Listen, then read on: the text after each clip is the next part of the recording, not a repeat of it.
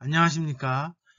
파이썬에서 이제 자릿수 계산하는 프로그램을 두 가지 방식의 알고리즘을 소개하고 실제로 학생들이 풀었던 내용을 대표적으로 보여주면서 이 프로그램을 작성하는 방법을 알려드리도록 하겠습니다. 자릿수 계산하는 알고리즘인데요. 그러니까 우리가 사용자가 입력됐던 숫자, 예를 들어서 132 이렇게 입력을 했으면 여기에 있는 1과 3과 2, 요 숫자를 이 자릿수라고 얘기하고 요 숫자의 합을 계산하는 프로그램을 짠다. 그러면 두 가지 방법이 있습니다. 우리가 입력할 때 이것은 뭘로 인식이 되냐면 컴퓨터에서 문자열로 인식이 됩니다. 그래서 문자열에서 첫 번째 문자 뽑아내고 두 번째 문자 뽑아내고 세 번째 문자 뽑아내서 여기 문자잖아요. 요 1이라고 하는 건 문자예요. 3이라고 하는 것도 문자고 2라고 하는 것도 문자인데 이 문자를 숫자로 바꿔줍니다. 숫자로. 그리고 나서 더해주는 방식이 첫 번째 방법이고요.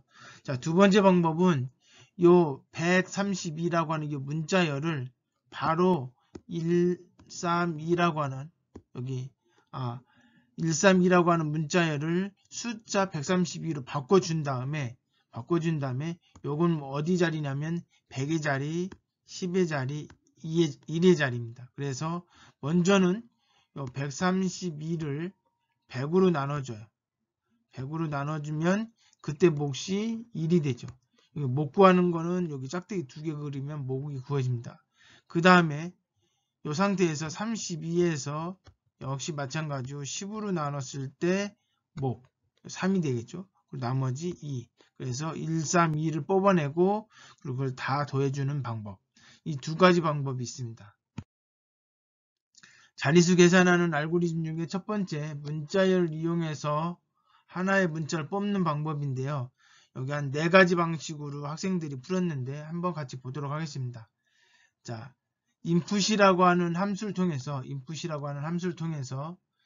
숫자를 입력받습니다. 그렇지만 요 a는 결국은 뭐냐면 만약에 132다 그러면 132라고 하는 문자열을 입력받는 거고요.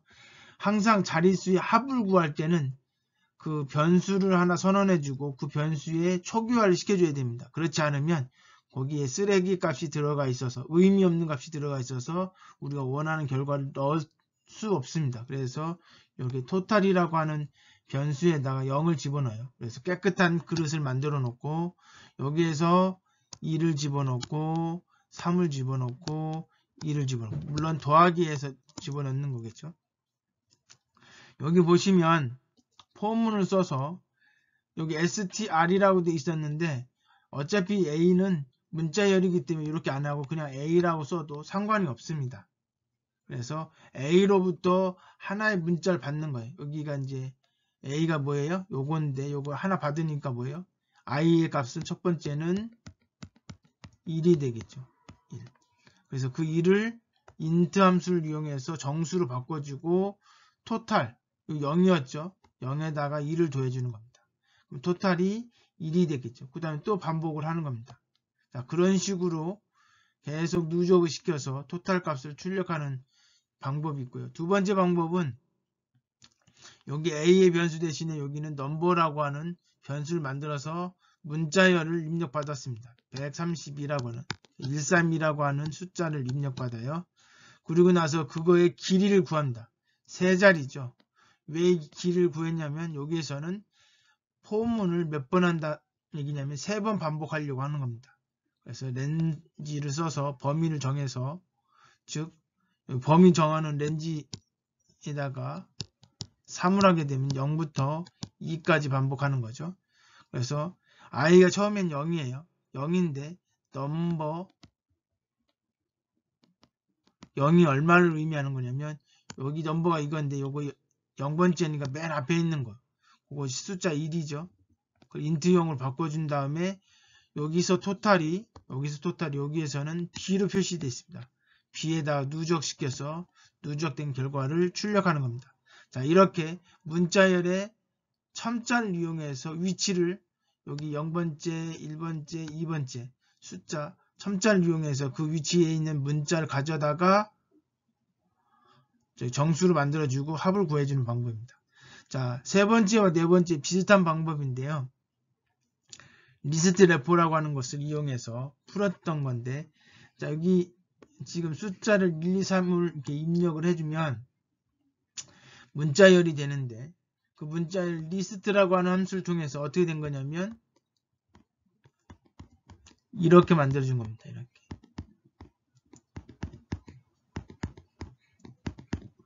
요소를 나눠준 거죠. 그래 놓고 거기에서 하나씩 뽑아서 그걸 정수형으로 만들어준 다음에 썸을 해주는 거예요. 그리고 당연히 1, 3, 2의 합을 계산하는 거고요. 요거는 똑같은 방식인데 요거는 리스트를 이용해서 리스트의 합계를 구한 거고, 요거는 뭐예요? 그냥 반복해가지고 그것을 뭐예요? 여기서 이제 그 132라고 하는 문자를 하나씩 집어넣어서 정수를 만들었는데 합을 구하는 방법입니다. 자, 저는 개인적으로 세 번째 방법이나 네 번째 방법은 쓰기보다는 첫 번째나 두 번째 방법을 쓰는 것을 중요하다고 생각이 됩니다. 이렇게 소스는 이게 짧아지는 대신에 이걸 해석하거나 오류가 발생했을 때 오류를 찾는 게 쉽지가 않습니다. 첫 번째, 두 번째는 직관적이고 우리가 쉽게 볼 수 있는 거기 때문에, 그리고 내가 짜놓은 소스를 다른 사람이 보기도 쉽습니다. 그래서 뭐 소스의 길이를 줄이는 방법으로는 세 번째, 네 번째가 좋지만 처음 배우는 입장에서는 첫 번째, 두 번째가 더 낫다. 설명을 드렸고요. 자, 두 번째 알고리즘은 뭐냐면 정수에서 10의 거듭 제곱을 통해서 몫수로 값을 구하는 겁니다. 아까 이야기했듯이 132를 처음에는 100으로 나눠서 몫이 1이 되고, 그 다음에 여기 132를 가지고 하는 게 아니라 뭐냐면 32를 가져다가 다시 10으로 나누고 여기서 3을 뽑아내고 여기서 2를, 이거 뭐 나누나 많아죠. 여하튼 요거에 이제 여기 10으로 나눴을 때 몫이 아니고 나머지가 되겠죠. 나머지가 바로 자릿수가 되죠. 1의 자릿수. 자, 첫 번째는 어떻게 했냐면 여기 변수 이름을 우리가 직관적으로 한글로 썼습니다. 뭐 이렇게 써도 상관없다라고 하는 것을 요 예제를 통해서 보여준 거죠. 자, 입력된 인프 함수 통해서 만약에 132라고 하는 숫자를 입력을 했어도 이게 문자열이 돼요. 그것을 int라고 하는 함수를 통해서 얘가 요 정수에는 문자열이 들어가는 게 아니라 숫자 132가 들어갑니다. int라고 하는 함수 때문에. 그리고 그거에 여기서는 사실 이거 쓸 필요가 없어요. 이거 그죠?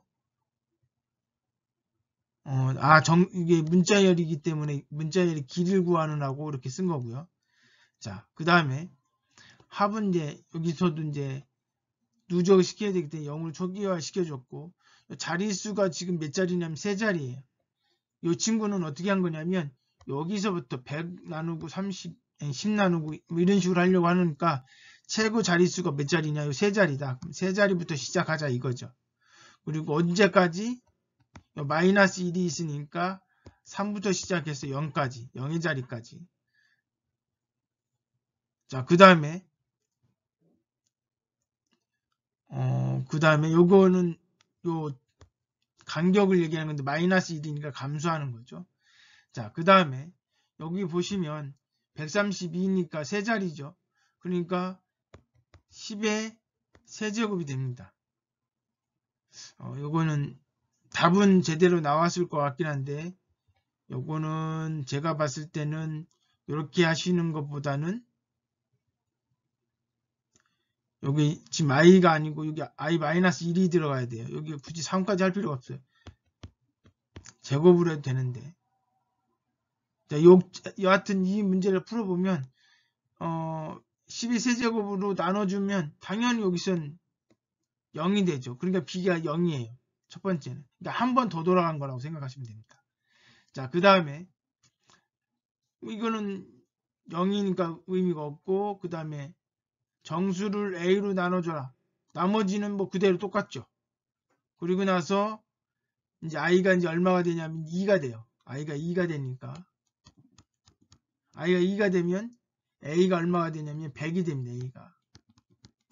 a가 100이 되니까 131을 뭐예요? 100으로 나눠주면 1이 생기죠. 1. b의 값이 1입니다. 1. 그러니까 b의 값을 0에다가 넣어준 거죠. 그리고 정수를 지금 132였는데 요거를 원래 132였는데 요거를 a로 나눴을 때 나머지로 쓰는 거예요. 그러면 어떻게 돼요? 131을 100으로 나눴을 때 나머지는 32가 되니까 처음엔 132가 32로 바뀝니다. 그리고 나서 i가 1이 되면 10으로 나눠주는 거죠. 그러면 뭐예요? b가 3이 되고, 그죠? 그 b를 요 합에다가 누적을 시켜주고, 그 다음 정수가 32였지만 32를 10으로 나눴을 때 3이죠. 아니 2가 남죠. 2 나머지니까 나머지 정수에다 나머지를 넣는 거예요. 나머지 2를 넣어줘요. 그래놓고 그럼 i가 이제 0이 되죠. 0이 된다는 얘기는 a가 1이고 1로 나눠주면 당연히 나머지는 몫은 2가 되고 b의 값이 이제 2가 되며 그래서 합에 132가 입력이 됩니다. 자, 이런 식으로 이 문제는 이렇게 풀리면 되는데 여기에서 아쉬움이 있다면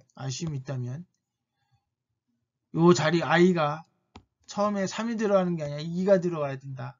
반복을 한 번 더 해준 거다. 그렇게 이해하시면 되고요. 자, 그 다음에 옆에 있는 것도 비슷한 방법인데 자, 옆에 있는 방법은 뭐냐면 a가 0보다 클 때는 계속 반복하겠다는 거죠. 그래서 먼저 a가 132니까 요거를 10으로 나눴을 때 뭐예요? 10으로 나눴을 때 나머지가 얼마냐면 2가 되죠. 2. 그죠? 그 2를 누적을 시키는 거예요. s에다가. 그리고 나서 지금 132가 a인데 여기서 10으로 나누어서 뭐예요? 10으로 나누니까 얼마가 돼요? 13.2가 나오겠죠. 인트형으로 돼 있으니까 13만 남으라 이런 얘기죠. 그래서 여기를 a에다가 13을 집어넣고 그리고 반복을 하는 거죠. 그리고 a에다가 10으로 또 나눠주면 그때 나머지가 얼마예요? 3이니까 s에다 3을 집어넣고 그 다음에 13을 10으로 나누면 뭐예요? 몫이 1.3이 되죠. 이건 몫이 아니죠. 사실 나누는 거니까 1.3이 되는데 정수형으로 바꿔주니까 이거 버리고 1이 A에 다시 들어가죠. 그리고 1이 A에 들어가고 A를 10으로 나누면 나머지가 1이 되죠. 그리고 1을 10으로 나눴을 때 어떻게 돼요? 0.1이 되고 0.1은 정수형으로 바꿔주면 얼마가 돼요? 0이 되죠. 근데 0이 되는데 여기 반복문에서 A가 0보다 커야 된다고 했으니까 빠져나가겠죠. 자, 여기에서 아쉬움이 있다면 파이썬에서는 연산자가 어떤 게 있냐면 요거 있죠. 요거. 여기 바로 뭐예요? 몫입니다. 몫. 그러니까 요 방법 대신에 A를 짝대기 2개 그어주는 방식이 더 쉽습니다. 이제 이거는 파이썬에서 이게 있고 C 같은 데는 이게 없기 때문에 그때는 뭐 이렇게 인트형처럼 정수형으로 바꿔줄 필요가 있는데 여기서는 요 연산자 쓰면 바로 요것이 깔끔하게 해결이 되니까 그런 아쉬움은 있습니다만 잘 하셨습니다. 자, 그 다음에 마지막 거도 위에 거랑 똑같습니다. 똑같죠? 똑같은 건데 제가 여기서는 어떤 식으로 했냐면 얘는 while문을 써서 반복을 했는데 여기서는 while문 쓴 게 아니라 잠깐만 요거가 있을 이유가 없는데 여기 있을 이유가 없네. 요거는 결국 뭐냐면 while문을 몇 번 반복했는지를 알 때 쓸 수 있는 건데 그러니까 요거랑 같은 내용입니다. 요거는 그죠? 제가 여기 독특해서 가져왔는데 알고 봤더니 똑같은 거였습니다. 그래서 뭐 똑같은 문제니까 그냥 요것으로 설명을 마치도록 하겠습니다. 자, 정리해보자. 자릿수 계산하는 방법은 두 가지로 간단하게 설명을 드렸고요. 어떤 문제를 푸는 방법은 여러 가지가 있습니다. 그걸 우리는 알고리즘이라고 해요. 어떤 문제를 해결하는 방법. 근데 그 알고리즘이 여러 가지가 있는데 그 중에 좋은 알고리즘을 쓰는 것이 중요합니다. 자, 이번 문제, 자릿수 계산하는 문제는 문자를 이용하는 알고리즘과 거듭 제곱을 가지고 몫과 나머지를 이용해서 하는 방법 두 가지 알고리즘이 있었는데 이 두 가지 중에 어떤 것이 좋고 나쁘다라고 얘기할 수는 없습니다. 그러나 이제 제가 이제 다음에 과제로 낼 게 뭐냐면 주민번호 우리가 가지고 있죠. 주민등록번호. 그 주민등록번호에서의 의미 우리가 예를 들어서 010101 다시 1 아니 3 4 1 2 3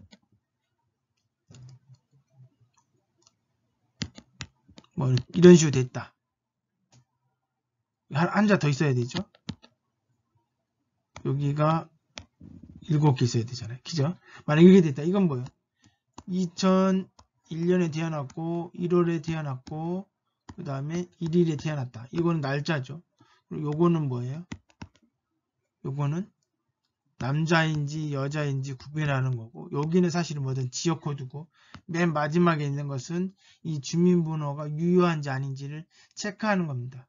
그냥 요런 거 할 때 요거 할 때는 아까 두 번째 방법 거듭 제곱을 해서 뽑아내는 방법은 별 의미가 없어요. 요거 하나하나가 숫자라기보다는 숫자 기호일 뿐입니다. 즉 하나하나가 의미를 가지고 있는 거죠. 자, 이걸 통해서 주어지는 입력되는 주민번호를 가지고 이 사람이 언제 태어났고 남자인지 여자인지 지역은 어느 지역에 태어났는지 이런 것을 판단할 수 있는 프로그램을 짠다. 자, 이럴 때는 첫 번째 방법이 문자를 이용하는 방법이 좋은 알고리즘이 될 수 있습니다. 그래서 알고리즘이 여러 개 있고 그 중에 내가 풀고자 하는 문제에 적합한 알고리즘이 뭔지 선택을 해야 돼요. 선택을 하려면 뭐 해야 돼요? 많이 알고리즘을 알고 있어야 되겠죠. 그래서 여러분들 프로그램 공부할 때는 알고리즘 아는 것도 중요하고 실수하지 않는 것도 중요하고 실수했을 때 빨리 찾는 것도 중요합니다. 그래서 여러분들이 눈으로만 공부하지 마시고 직접 해보시고 에러가 생기면 어디에서 에러가 생겼는지 찾아보시고 그렇게 하시길 바랍니다. 그리고 과제를 제출할 때 제가 과제 평가의 가장 큰 기준은 뭐냐면 주어진 방법대로 제출하는 것이 가장 중요합니다. 틀리면 틀리는 대로, 맞으면 맞는 대로 그렇게 그리고 내가 이 과제를 통해서 무엇을 배웠는지가 중요한 겁니다. 여기에서 맞고 틀리고에 대한 점수는 큰 의미가 없습니다. 그 이유는 뭐 때문에 그러냐면 어떤 친구는 옆에 있는 친구한테 그 과제를 아이디어를 얻어서 할 수도 있고 인터넷을 구글링해서 해서 할 수도 있고 그러니까 다양한 방법 문제를 할 수 있어요. 그래서 그 친구가 열심히 한 건지 안 한 건지를 맞았다고 해서 열심히 했고 안 맞았다고 해서 열심히 안 했다라고 판단할 수 없기 때문에 그래서 그 평가의 기준은 약하게 있습니다. 오히려 제대로 제출하고 열심히 노력했는지가 가장 중요하니까 과제를 제출할 때 어찌됐든 정해진 시간 내에 빨리 틀리더라도 오류가 있더라도 있는 그대로 입력하고 출력해서 업로드 하시길 바랍니다. 수고하셨습니다.